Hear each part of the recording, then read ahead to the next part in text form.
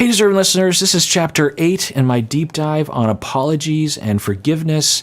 I'm going to be getting into your emails. I'm going to be responding to your emails. I found this to be really interesting to actually answer your emails because your emails provided real-life examples to apply my model of evaluating apologies and forgiveness to. And there's a lot of things that come into, when you actually apply my model to the real world, there's a lot of caveats, a lot of considerations. You can learn the model, but you have to see it in operation, I think, to really absorb it. So that's what I'm going to get into today. But before that, I'm going to continue with my analysis of Chris Brown's apology to the public. We don't really know what the nature, or at least I don't, the nature of his apology to Rihanna, which is, of course, the majority of his apology should be oriented towards. But in terms of his apology to the public, I thought I would continue evaluating his apology to me as a part of the public. Let's get into it. My name is Dr. Kirk Honda. I'm a therapist and a professor. This is the Psychology in Seattle podcast. Let's get to it. The sentencing judge, as I understand it, has not lifted a protective order the court imposed on you in connection with Rihanna. That means you can't be with her? No, I can't talk to her, can't communicate, nothing. You think that's fair?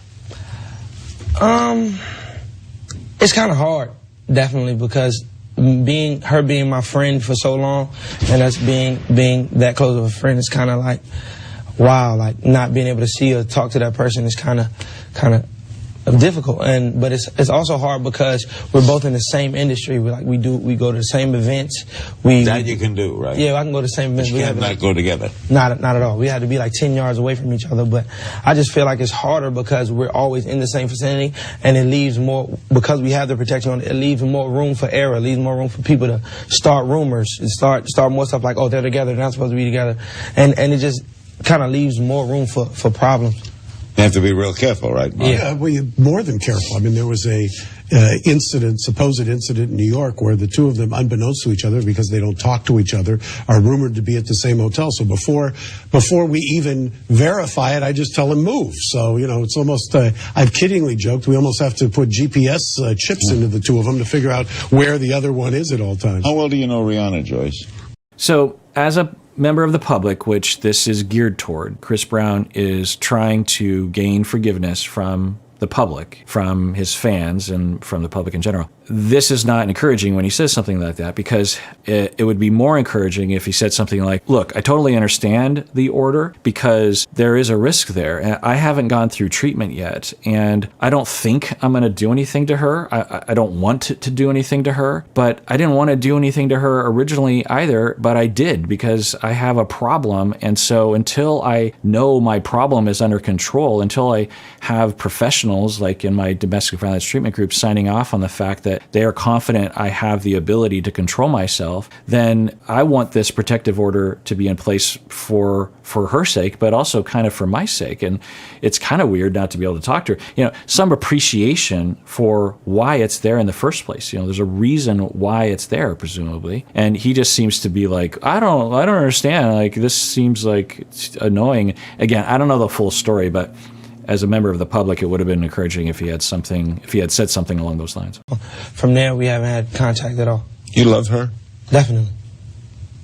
In love with her? Definitely. Would you spend a lifetime with her? Would I spend a lifetime? Well, I'm young. I'm 20, so... No, well, let's say, could you conceive of that? Down the road? Yes. Brown has been accused in an attack against a woman identified by sources close to the couple as...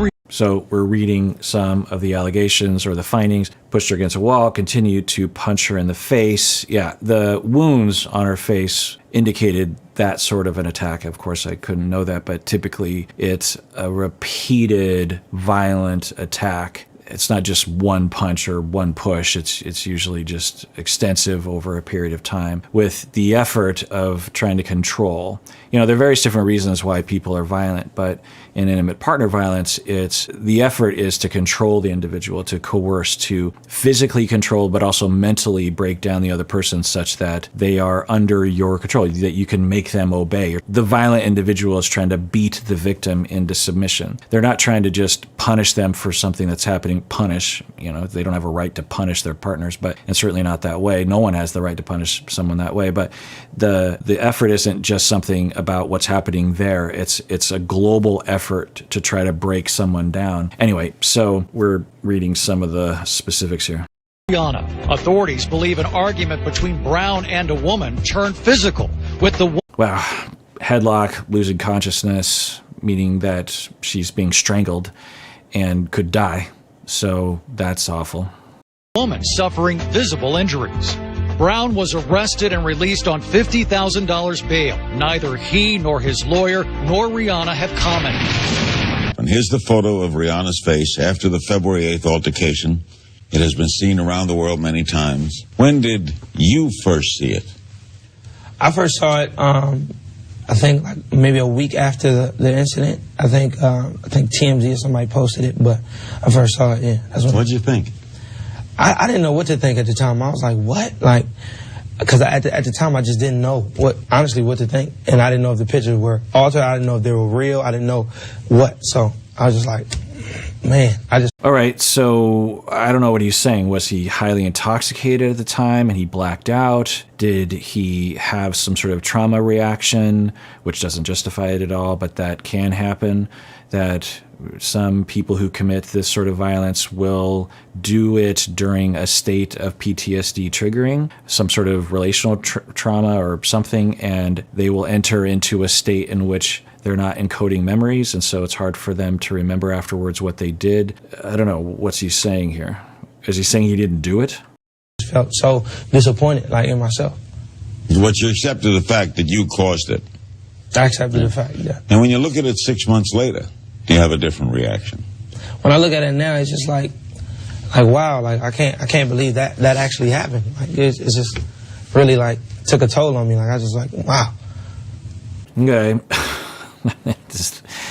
You would think you would get more remorse or something instead of a surface. It's like his reaction is something like, wow, I didn't know that happened. Well, anyway, I mean, if he was truly sorry and apologetic and remorseful, I would think he would say something like, yeah, when I look at that picture, I'm mortified.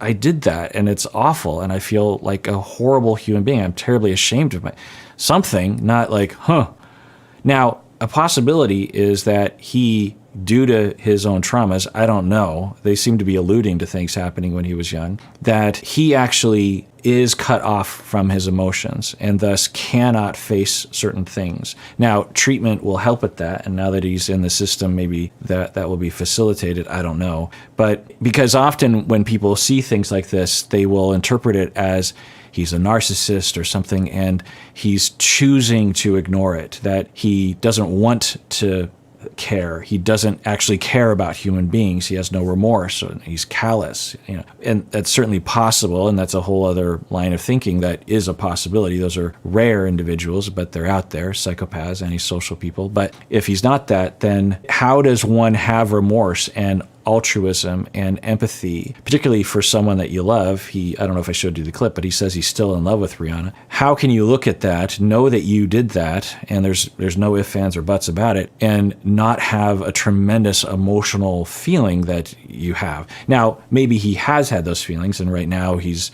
under the spotlight, so he's not having those feelings, but you think you'd be able to articulate them. How can you have empathy and not have an emotional response to that? Well, some people actually, due to their issues, due to their differentiation, due to their maturation, he's 20 years old, will just be completely cut off. They're capable of empathy, they're capable of remorse, but due to their traumas, the process of remorse and regret and of guilt and emotional expression never gets going because of a general denial and terror of emotions in general. So I'm just throwing that out there. Of course, I have no idea about him, but let's continue watching. At the very least, it's insufficient. I mean, it's the public. As a member of the public, I don't know what people thought of when they saw this interview, but if I were a fan of his, for example, and I saw him react that way, I'd be like, what? I mean, you had it pretty rough, right, Chris, growing up?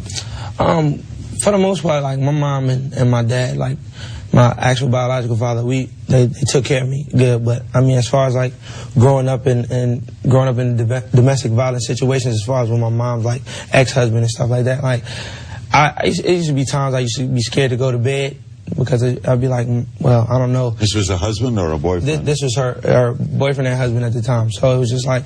So you saw a lot of violence? It depends. I didn't like, I would hear it. I didn't really see it all the time. But that's enough. You don't have to see it as a kid, and some of you might be able to attest to this. You don't have to see the violence to be highly affected by it, to hear about it, or just to know it happened, to see the bruises, or your parent says that they were beat the night before, or another sibling tells you. Like, it is completely devastating and terrorizing to a child, because as adults, we understand that we have power, we can get away, we can defend ourselves to some extent, we can talk about things. When you're a child, it's hard to remember that unless you do remember it, but it's hard to remember where we were at emotionally and in terms of our power when we were that age, when we're 4, when we're 7, even when we're like 17 years old. We understand that we have almost no power in the world. We can't defend ourselves.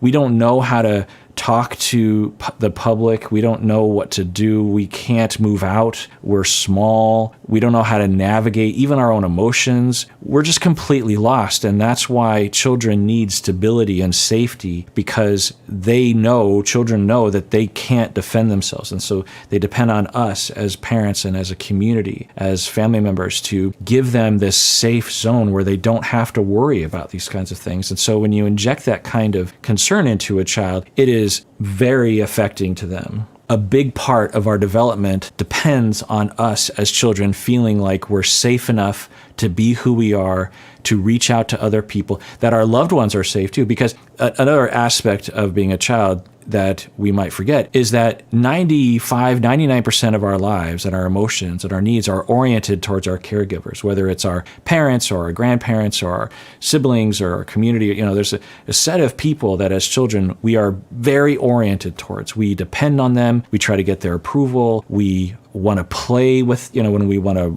play games, we want to interact with them. We prefer them. They are access to all the things that we want, like food or playtime or toys or emotional acceptance or hugs, affection, validation. Everything is through those individuals, and we do not have the resources to do that for ourselves yet. And so when those individuals are being harmed, there's two main things that are happening for the child. One is like, oh my God, my loved one is going through something and I'm powerless to help them, and I really want to help them, but I can't. So children will internalize that powerlessness, and some people, particularly boys, because of the way they're socialized, will compensate for that feeling of powerlessness by trying to be more powerful. And they will bully, or they will try to be violent with other people. They will internalize that, and they'll say, I'm never going to allow that to happen to me. What I saw happening to my mom, I'm never going to let that happen to me. And then ironically, they do it to their partner, to the mother of their children, for example. So anyway, that's one thing, is just that terror and that empathy and that, oh no. But another thing is the feeling of terror exponentially explodes because you are scared right now because something is happening to your loved one. They're being attacked. You're scared. You want to run to a safe place. The only safe place you know of is that person that's being abused right now. So you can't run to them. You're completely alone. And if my loved one, who is my secure base, who is my everything, who gives me food, who gives me safety, who protects me, if they are vulnerable to someone else, and that someone else is another family member in particular, then I am completely on my own. I have no one. And the villain, the monster, is in my house. So there is nowhere to go. I can't even go home to get respite and safety from the villain. My home is the villain's lair. There is nowhere for me to go, physically or emotionally. And that state of stress is very affecting on individuals, and thus people have to come up with defenses to protect themselves from it, one of which is to suppress one's emotions, and another of which is to try to adopt the abuser's persona, because that's a powerful person that you try to emulate, because it's like, I'm looking for power. Okay, who in my life is powerful? Oh, I know, the villain. They have power. I'll try to be like them. It might have been one or two occasions. I was like 7, 8. Yeah, very scared. Sometimes, like, I just didn't want to even come to the house, like, because it was, like, that crazy for me. You feel Okay, so he's talking about he doesn't even want to go home because it was that difficult for him to witness the abuse. It sounds like it was happening frequently. Now let's go back. You're driving home from a pre-Grammy party with Rihanna, right? You're dating at the time? Yes. You're in love, she loves you? Yes. What happened? Well, Larry, I don't feel like it's appropriate for me to speak on what actually happened that night, just out of respect for Rihanna and myself, and I respect our privacy more, and I don't want to just go into that. Well, can you tell us from a point of view what happened? I mean, what caused this? You don't have to be specific, but can you tell me what? I mean, had you done this before? No, I'm sorry. I mean, I don't want to really talk about what went on, like, or what. I feel like I owe it to her not to talk about that. Mark? Well, Okay, so Larry King is asking Chris Brown specifically what happened, and Chris Brown is saying, I don't want to talk about it. Okay, it's hard to know what that means. To the public, that might not be very helpful to forgive him, because if that would be an opportunity for Chris to convey that what he did was wrong. But I understand why he wouldn't want to talk about it. He doesn't owe the public to talk about that. And certainly there might be some courtesy to Rihanna and maybe some legal issues as to why he wouldn't talk about it. But he certainly, Chris Brown, could have said something in this instance that would at least be satisfying to me as a member of the public, where he could say, like, look, I don't want to get into the specifics, but let me just tell you, I have a problem, and here's what I did, and I was violent with her, and this is what I was feeling in the moment. I don't want to say why or whatever, but I was feeling these feelings, and I have this problem, and I don't really remember all the things that happened, but I do remember little bits. And in my mind, I thought it was actually okay for me to be doing those things because this part of me just emerged because it's deep inside of me from my child. You know, just something along those lines. But he didn't say anything like that. So if you're a member of the public, you're just like, so you don't even want to think about it anymore? Now, in the mandated treatment program, they will absolutely be talking about it. They won't let him just say, I don't want to talk about it. They'll be like, well, then we're going to tell your probation officer that you're not participating, so you have to talk about it in detail. That's actually often a big part of treatment, is going second by second through the incident that they committed so that they can really internalize what they did. Sometimes people will black out because of drugs or because of trauma, dissociation, alcohol, and then you have to read the police report or the account from the victim, but that is critical for recovery. The person has to face what they did, not to shame them, for them to hate themselves, but they have to be able to face what they did and what factors led up to that. Kind of an open sore. Was drinking involved? No, I don't want to discuss what was going on or what was done that night. I'm sorry. Well, you leave us in a weird position here. The affidavit says that you try to force her, identify the report as Robin F., try to force her out of the car. I mean, you must have some memories of the night. This could help people who might be in the same kind of position. Yeah, but I feel like, as far as, like, for her privacy, and I respect her enough and respect her privacy as well as mine, not to let people know or not to let people know what went on. And so why did he do this interview? I mean, it says exclusive. Chris Brown breaks his silence. I don't hear any silence being broken. He is basically saying nothing. I mean, he's explicitly saying, I'm not going to talk about it. And then when he's asked more general questions, he's also pretty general about it. Like, was it fair? He's like, yeah, I don't know. Seems fair. It was the worst time of your life, right? Yeah, I don't know. Yeah, maybe. what went down. Why do you think you were violent? I don't want to go into that. But what do you think, without telling me what she said, you said, I understand, that's your privacy, you don't have to say it. What do you think caused you to be violent? Yeah, I'm guessing he's not going to answer that question, but it'd be pretty easy for him to do that. He doesn't have to reveal anything about his relationship with Rihanna. Everyone knows that he did it. He's not claiming he didn't do it, and he could easily answer that question. Let's see what he says. When you have to think about it, we all think about ourselves. Why did I lose my temper? Why did I get angry over this? I mean, that's relationships. I wouldn't say it's okay. I think just in relationships in general, there's chances where you lose your temper or like arguments get heated or whatever the case may be. But I just think I'm not saying domestic violence is a part of a relationship. I feel like that just That is kind of what you're saying, Chris Brown. Wow. Wow, it's interesting because his first apology I thought was pretty good, or at least it was a good start, particularly when you compare to other public apologies. And this demeanor, it just seems completely different. I don't know what's going on, but he starts with saying, I don't know, relationships, there's conflict and people have a temper. I'm like, no.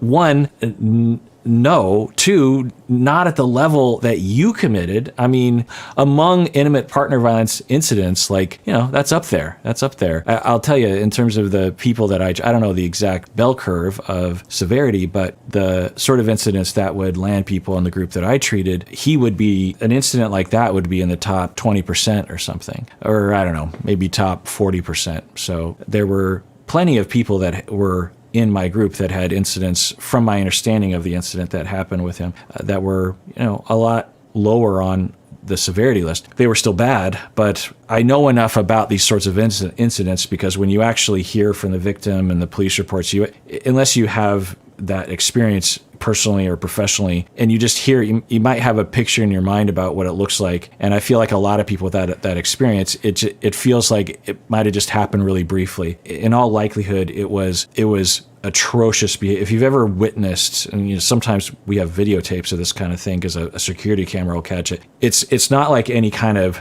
physical violence that you see on the street where people are fighting. It's way more sadistic than that. The abusive person will overpower, and the victim will, again, trigger warning, seriously, but the victim will be on the ground just like begging, and the abusive individual to just be standing over, beating and walking away and having a beer and coming back and beating more. It's really severe. It's sadistic. It's awful. And the allegations that we heard from the report are in that category. I don't know what Chris Brown did, of course, but it's in that category where if you watched it, you'd be like, whoa. So for him to frame it as like, well, relationships, people have conflict and tempers, like, what? Now, I don't think he's been through the treatment yet. So that would make sense, right? When you are pre-treatment, you still have all the attitudes and the lack of awareness that is commensurate with what's happening right now. But you'd think he'd have some awareness of not to word it this way.